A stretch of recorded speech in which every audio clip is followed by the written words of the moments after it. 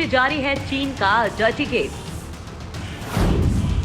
भारत में चीन के 1000 जासूस मौजूद।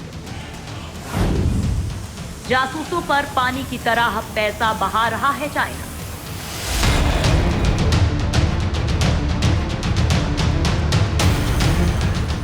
दोस्तों, चीन की नापाक हरकतों और उसके डर्टी गेम को लेकर भारत हमेशा से ही चौकन्ना रहता है। लेकिन अब चीन कितना गिर चुका है, इसका अंदाजा आप इस बात से लगा सकते हैं कि वो देश में जासूसी का जाल फैलाने के लिए ब्लैकमेलिंग और हनी ट्रैप तक का सहारा लेने लगा है। देश के अलग अलग शहरों में उसके जासूसों के फैले होने की सूचना भारतीय सुरक्षा एजेंसियों को मिली।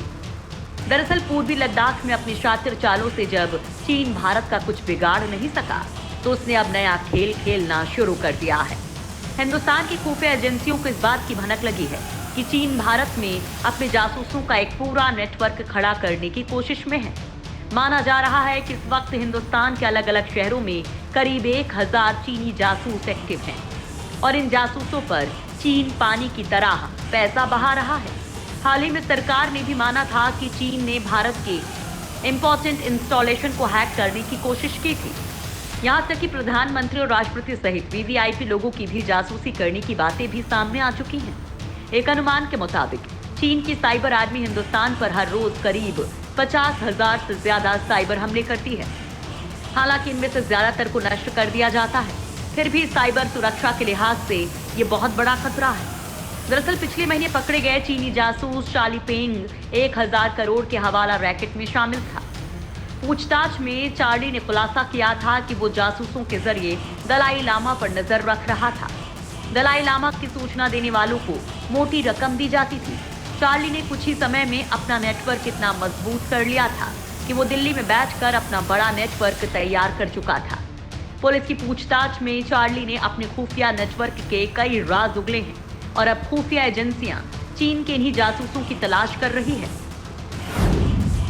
जासूसी के लिए ब्लैकमेलिंग और हनी ट्रैप का योग। दरअसल खुफिया एजेंसियों की पूछताछ में पता चला कि चार्ली आम लोगों को अपने नेटवर्क में शामिल करने के लिए ब्लैकमेलिंग से लेकर हनी ट्रैप तक कई हथकंडे अपनाते थे।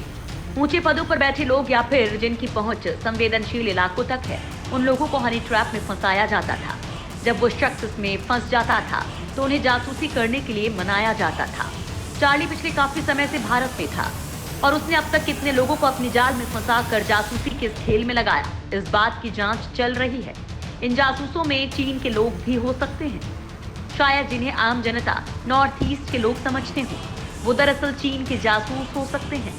ये जासूस अच्छी हिंदी भाषा भी बोल लेते हैं, इसलिए किसी को इन पर शक नहीं होता है। दरअसल चीन के 20 विश्वविद्यालयों में हिंदी पढ़ाई जाती है और ये संख्या निरंतर बढ़ती भी जा रही है। यही नहीं, वहाँ के शाओशिंग इंटरनेशनल स्कूल की पूरी श्रृंखला में प्रारंभिक कक्षाओं में ही हिंदी पढ़ाई जाती है। बड़ी संख्या में चीन के लोग भारत आकर भी हिंदी सीखते हैं और शायद यही वजह है कि ये लोगों की पकड़ में नहीं आ पाते हैं। चाइना रेडियो ब्रॉडकास्ट लिमिटेड दिन में कई बार हिंदी में अपने समाचार बुलेटिन पेश करता है। चीन के ये जासूस न सिर्फ भारतीय सीमा पर बल्कि भारत के अंदरूनी हिस्सों में भी धड़ल्ले से हिंदी बोलने वाले चीनी जासूस बड़ी संख्या में मौजूद बताए जाते हैं। इनकी शक्ल सूरत नेपाल, भूटान या हमारे पूर्वोत्तर के नागरिकों से मिलती जुलती है, इसलिए इन्हें आसानी से पकड़ा भी नहीं जा सकता।